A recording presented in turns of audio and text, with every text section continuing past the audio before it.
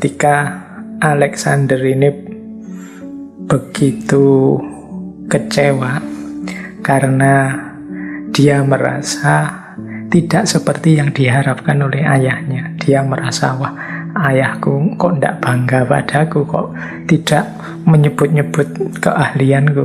Nah, dia berkata pada ibunya, ayah mungkin kecewa dengan aku. Terus ibunya datang pada Alexander, memeluknya, kemudian dia berkata, tidak usah kamu dengarkan ayahmu. Ayahmu sebenarnya tidak kecewa. Ayahmu itu cuma iri dengan cerahnya masa depanmu, iri dengan bahwa engkau pasti akan jauh lebih besar darinya. Ini salah satu bentuk semangat yang ditanamkan oleh seorang ibu pada anaknya. Jadi ketika Alexander merasa, wah, apa mungkin ya aku bisa sehebat ayahku, bisa sebesar ayahku. Ibunya memperkuat, oh, engkau pasti akan jauh lebih besar. Kalau ayahmu marah padamu itu sebenarnya iri.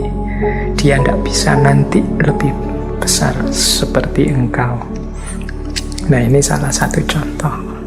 Jadi yang pertama membentuk karakter Alexander itu ibunya, yang namanya Olympias.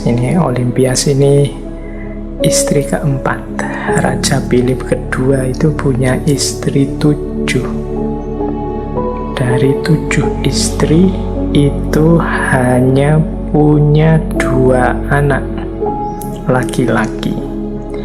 Dari 2 anak laki-laki ini yang paling memang diproyeksikan jadi penerusnya adalah Alexander ini. Apalagi dia didukung oleh ibu yang sangat kuat. Yang kedua, ya pastinya ayahnya, Philip sendiri.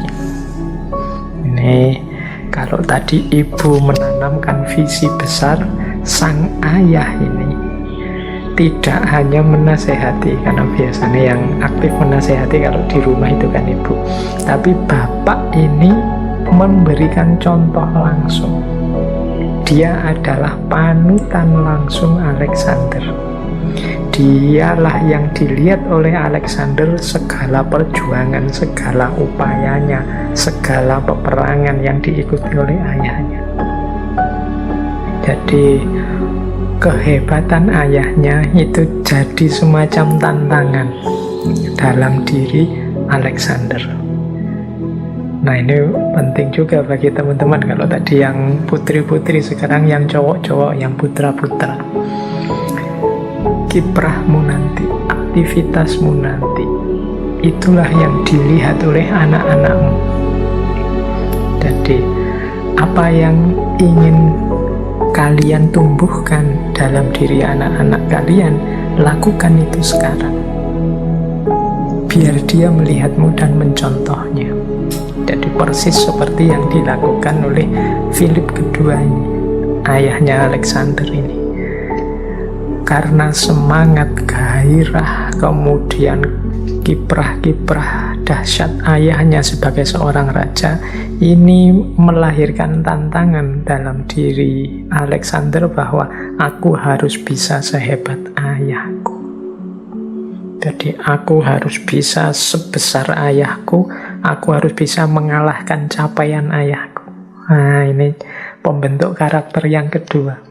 Ibunya menanamkan visi kuat dan ayahnya menempa dengan contoh-contoh, dengan panutan-panutan yang luar biasa. Ada cerita menarik. Jadi satu ketika Alexander ini merasa, wah, ayahku kok hebat banget ya, aku mesti tidak bisa sehebat ayahku. Nah, ketika dia mengalami kegalauan seperti ini, datanglah gurunya. Ini teman-teman pasti sudah kenal dengan gurunya Alexander ini, ya, Aristoteles. Ini tokoh besar filsafat Yunani yang jadi guru privatnya Alexander.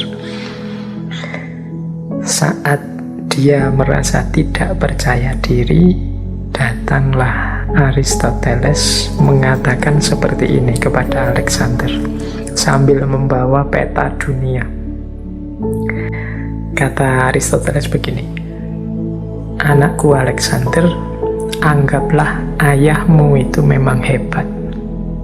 Tapi engkau tidak kalah hebat.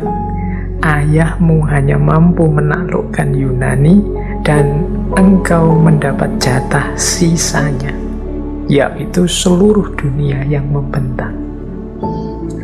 Jadi ini kan Alexander merasa, wah, ayahku kok hebat sekali bisa menaklukkan seluruh Yunani. Nah terus aku mau apa lagi yang melampaui dia?